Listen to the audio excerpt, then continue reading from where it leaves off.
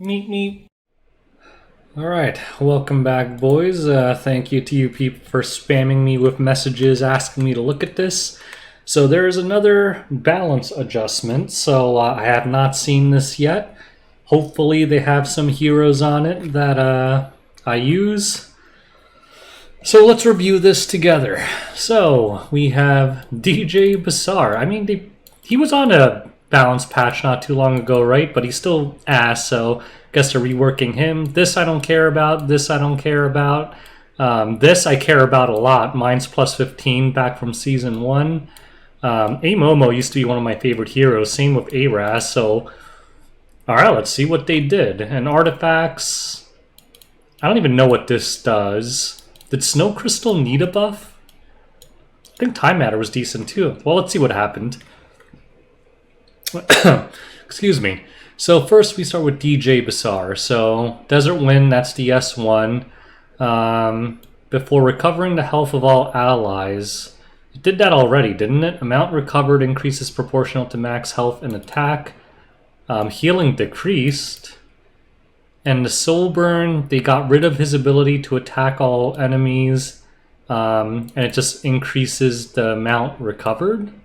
Yeah, it doesn't really seem that much of a buff. Everlasting Oasis, so I think that's his S2 passive. Oh, okay, so the passive was what used to make him heal, so I guess they gave him like an active ability. Desert Storm. With a Sandstorm inflicts barrier inversion? The hell is that? On all enemies and has an 85% chance to decrease hit chance for 2 turns. When the target is granted a barrier, grants an extra turn to the caster.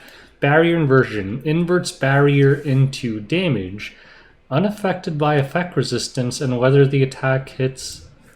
I mean, this looks good, right? Does it tell us how the barrier inversion works? Like if it's a 4K barrier, how does that work? Is it 4K damage? So effectively it's 8K damage, like because does it remove the barrier and then convert that barrier strength into damage? Because then that means a 4K barrier turns into 8K damage, effective damage, which would be pretty freaking crazy. That's really good if that's how it works. Or is there some kind of multi where a 4K barrier does like 1K damage or something? So I think depending on how that actually works, this could be like whatever, or it could be like super, super strong. So that's very interesting. I guess it goes, all right. The S3 looks unchanged, except they reduced the cooldown to 4 turns, but the immunity's only 2 turns now. Okay, I guess it makes sense. I guess the idea is, if the immunity gets stripped by reducing the cooldowns, making it last less, it kind of helps him cycle faster. So, is that a buff? Maybe. I mean, it's a nerf if... Yeah, it might be a nerf, because a lot of times DJB just dies instantly after he uses his S3, and who knows if he'll even get to use a second one. But whatever, we'll see.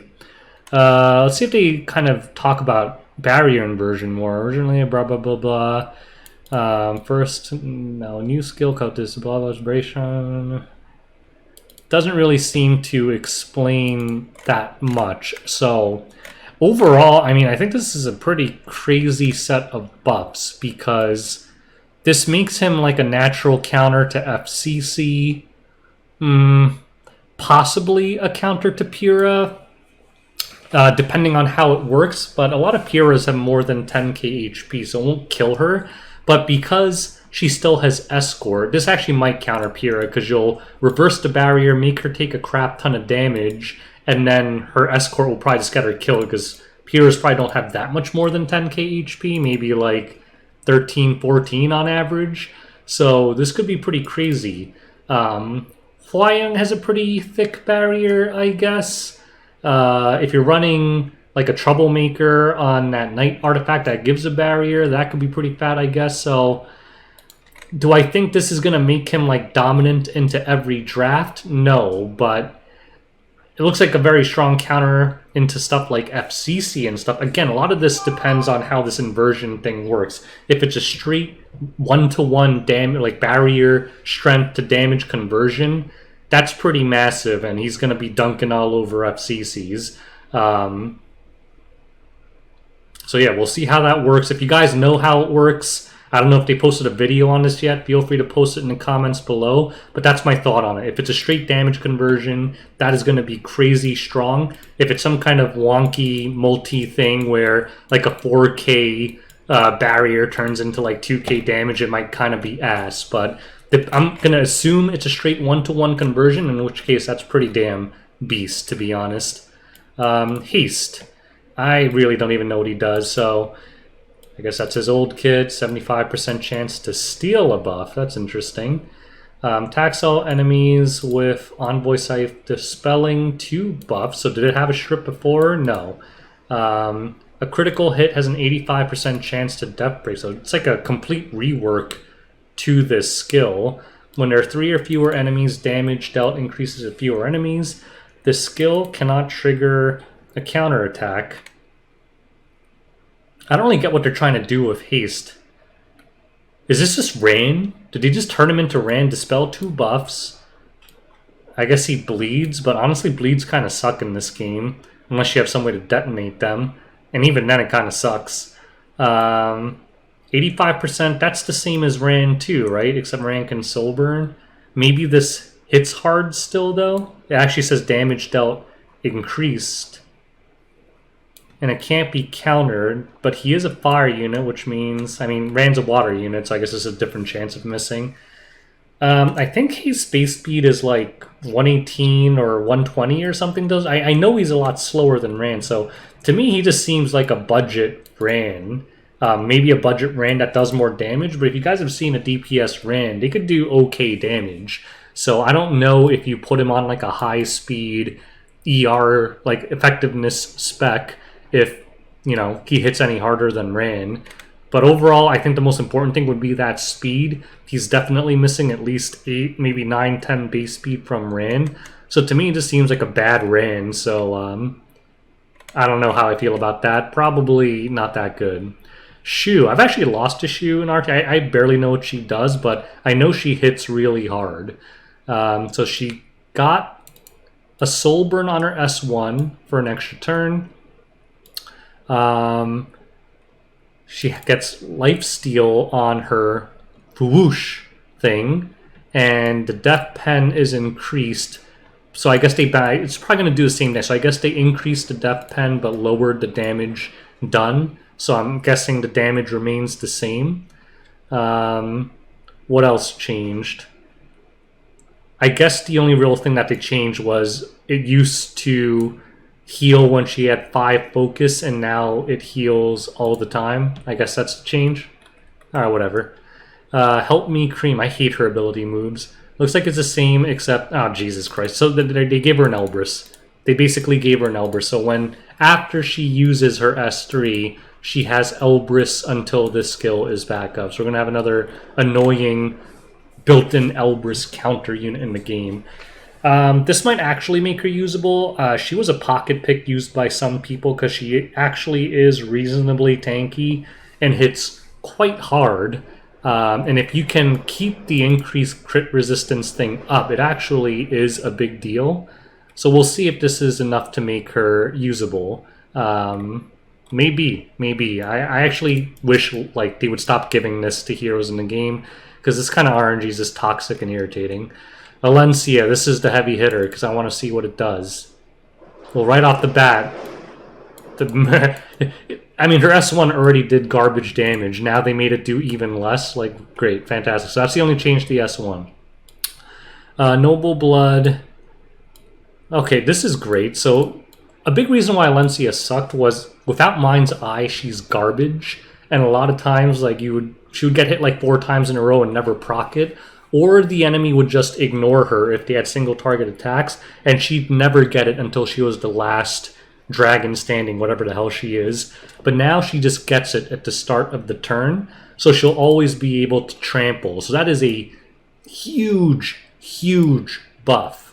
After using Eradicate, when the caster is... I feel like they might as well just say it always activates Trample. I guess the only way is if you get unbuffable on her, and then she won't be able to give herself Mind's Eyes. Other than that's always going to have it, according to this. Trample. Oh, she has Injury now. Huh. Injuries decrease the maximum up to 10%. I don't know how I feel about the injury, but I was wrong about this before because I thought adding injury to Arabi's kit wouldn't be that huge of a difference. I was wrong about that. So this might be a huge buff, but honestly, it's not even relevant. I mean, it's relevant, but this is the much bigger part of it. The fact that she'll always be able to trample, because that her S1 death breaks, right? So the death break into trample does a ton of damage. The problem was that in the past, again, if she didn't have Mind's Eye, the S1 without the trample was complete garbage. So this is a huge, huge buff. And look, but they decreased the damage on that too. So she's going to do a lot less damage now. I guess that's how they're trying to balance it out. This is going to come into play, and it's going to be very important how much they decrease that damage. And this is pretty straightforward. Looks like she gets a 50% CR push after she S3s, which just means she gets to cycle through faster and may put up defense buff strip and then go right into an S1 trample. Overall, I think that's a good set of buffs. We'll see if that's enough to make her super strong. I think a big part of it will be this. But overall, I mean, this alone is a massive, massive buff. Oh, and right, so this exclusive equipment is useless now, so recovers the caster's health when... Okay, that's pretty good. Oh, is she like a weird Arabi now? Injury plus some sustain. She doesn't have self-CR push. But, yeah, I almost feel like she's like an RGB crappy Arabi. But defense buff is really awesome. It's just that nowadays, I mean... Alencia's defense buff was highly valued in Season 1. The problem now is there's so many freaking stripping heroes that apply unbuffable. But, I like it. Wander Silk, I'll be completely honest, I don't really know what she does other than stun you for 2 turns. 50% chance to target. I don't think that will matter. Focus fire, decrease, blah, blah, blah. Well, I remember, this is when she would go berserk and just keep attacking you, right? Dispelling 1 buff. When the caster has a buff, triggers... Oh, interesting. So she has basically, you know, like the A-Raz thing. Without the death break, obviously, but triggers a dual attack. Okay. Grants a barrier. Okay, to be honest, I don't think this will... I'm actually thinking of a different hero. I was thinking of the one that stuns, not silences. I don't even remember what her name is. The one that hits evasion units. Oh, wait a minute. She's good. She's good, guys. This is going to be a very good hero. You know why? Because I don't care about any of this. They changed her imprint. Have they done that before? No more crit chance, 414 speed. I'm building her, putting her on garbage gear, and I'll probably draft her because I'm going to use her as a speed imprint. 14 speed. I'd rather use this than... Because sometimes I'll draft Fire Shuri, like basically a naked Fire Shuri, into speed contested drafts. I think I'd rather have this. You know, at least she could silence stuff and, you know, the guaranteed dual attack might actually be pretty useful in a cleave as well. I think it's good, and it's solely because of this. 14 speed is the highest imprint in the game. I mean, it's tied with other heroes, I guess, right? What else goes to 14? Is Watcher Shuri 14? No. Watcher Shuri is 10. Sid is 10. Most 3-stars are 8. I want to say Vildred is like 12. I think Shuri's 14. It's either the fastest or tied with the fastest, but this is a big-ass speed imprint. I definitely have a triple S one. This is getting drafted. Exclusive equipment, whatever, that I don't care about. Montmorancy used to be one of my favorite units in the olden days until she got outclassed. What did they do to her? Higher chance to sleep. Oh, this is stupid. So back then, like if you had unbuffable, she would cleanse the unbuffable, but she wouldn't immunity you because the cleanse was after the immunity and the heal. This is just long overdue. So all they did was reverse it. You cleanse the debuffs and then you could give them immunity. So I don't even consider that a buff. That's just how it always should have worked. That was idiotic. And Rune. So I guess they changed the Rune. Okay, so she gets built-in +0 proof. I mean, I don't think this is going to make her relevant, but it is a buff. I mean, 15% is no joke, especially if you don't have any other form of mitigation, because back in the day, this didn't matter that much because a lot of people were running Adamant. Nowadays, in the kind of meta that we're in, you bring Aureus, like, very few heroes even use Adamant anymore. So unless you have a hero that brings it in built in, like C-Armin or something, you don't actually have this. So this is a pretty good buff, I guess. Is it going to be enough when she's competing with, like, buffed DN and Amelia? No, I don't think so. But overall, this definitely makes her better. This is definitely an improvement too, although it's just how it always should have worked. Whatever. Roz, I'm excited for this. I used to like this hero. Purifying Flame, so now he heals more on the S3. Whatever. Wedge Rune. An ally with the... I don't get what's changed here. This? Oh, yeah. I just assumed that was like a bug. But back then, I think if Roz had the highest attack and he used DS2, he wouldn't, like, bring anyone. And, because I think it included himself and just gave himself the immunity.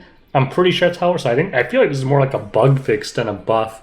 And I don't think this situation actually happened all that often, because Roz... I mean, if Roz was the guy on your team with the highest attack, you were dead anyway. You were going to lose that match, so I don't think anyone even cared about this. So, unless I'm missing something, I think this isn't even, like, a buff. That's just, like, a bug fix. What the hell is this? After the ally in the back row suffers a single attack and damage suffered is 30% or more of max health, grants a barrier to the target for 2 turns. 40% of the caster's max health can only be... So this seems good, but I actually don't think it's that good. Number 1, it only procs off single attacks. Number 2, damage suffered has to be 30% or more of max health. So if they just take a bunch of hits less than that, I guess it just doesn't do anything. The main saving grace of this is that is probably, what, the biggest barrier you can get in the game. That is a huge barrier. Like, what's the average Roz run? Like, 20k HP? That's going to be a massive freaking barrier. But it can also only activate once per battle. So, overall, is this a buff? Yeah, it's a buff. It'll make a Roz better. Is it enough to make him super prevalent or popular? I don't think so, because that condition's pretty strict. And doesn't, like... Steady's attack doesn't even count as a single attack, right? Because it hits more than one target. I think a lot of things will just get around this. And it doesn't reduce damage in the back line, like Troublemaker. So if you just get one-shotted, I'm assuming it won't do anything. Like if Hwyung just kicks your back line. So I think this is... It's one of these cases where it's certainly a buff, but I don't think it's going to make a difference to make him much better. Time Matter buff. They've done this with other artifacts in the past. Basically, they're giving you a little bit... Because the problem with Time Matter is until you kill someone, it doesn't do anything. Now it does a little something something and makes it even better. Makes it the original once you kill someone. This is actually a good buff. I think the main hero that uses Time Matter in competitive RTA is Tomoka. Tomoka on Time Matter is crazy because she can S3 every single turn if you have this on her. I got wiped by someone doing that. I brought nothing but single target units, and her Tomo just kept S3ing and exterminating all my units. Now she's going to do 12% more damage on the first turn, and then do the same amount of damage every other turn. So, good buff to Time Matter. I don't think this matters so much, but it makes sense, right? I mean, the condition is suffering a non-critical hit. Give her critical hit resistance, not effect resistance. So, good buff here too. Makes the rest of the artifact make more sense, but I don't think that many heroes use... Well, who uses this? Like, Holiday Yafine, but I don't think many people run her because she's kind of garbo. Eternus, no one knows what that does. When a debuffed ally, except for caster, starts a turn... Oh, so they kind of gave it like the Delabet treatment, right? So when an ally is a debuff at the end of an enemy's turn. I mean, maybe. I don't even know what class... Is this a generic artifact? Or is that a mage artifact? I don't even know. I was going to say, like, if it was a generic artifact, I don't know, maybe you could stick it on like a speed contester.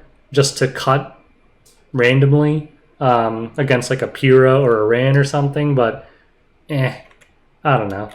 And I guess that's it. So let's summarize. Let's go to the top to summarize.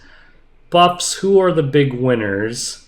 I think these are all kind of whatever. You can ignore the artifacts. Like, they made them slightly better, but whatever. A-Raz, I think he still won't be used that much. I don't think his backline thing is really that great because of the conditions around it. A-Momo, I think, no difference. It's good that she's tankier, but people rarely went for A-Momo first if she was drafted anyway. So I don't know how much it matters that she's tankier. This is a big buff, because that speed imprint is massive, but it's kind of maybe not a buff, because it's not even a buff to her. It's just a buff to her usability overall, but she's just going to stand there and make her team faster. I think Alencia is the biggest winner here. Tied with this, DJ Bazaar might actually become quite a meta unit if the barrier inversion works the way I think it is. Like, if a 4K barrier eliminates the barrier and does 4K damage on top of that, that's pretty nuts. So if that's the case, I think you guys will see a lot of DJ Bazaar. If it doesn't work like that and it works in some other weird way and just like kind of nicks at the barrier, then I think he'll still be Garbo. But let's assume that it works the way I initially thought, in which case he's going to be really good, guys. Haste, I don't think so. I think it's a garbage Ran. And Shu, she might actually be okay, because I know people laugh at her, but I versed Shu's, and the damn, I don't even know what she is. What kind of creature is she? She hits hard, though, whatever the hell she is. So it might be okay. So I'm going to say DJ Bazaar and Alencia's, plural, Alencia are the winners of this round, with Wander Silk for third because of the speed imprint. And the rest of them, they're all better, but I don't know if they're going to be better enough where they're going to start showing up everywhere now. So anyways, that's my take on this balance patch. If I said anything idiotic or wrong like I usually do, no problem. Correct me in the comments below. I'll upvote it like usual so that you guys get the correct information. Thanks for watching. Until next time, boys. Peace out.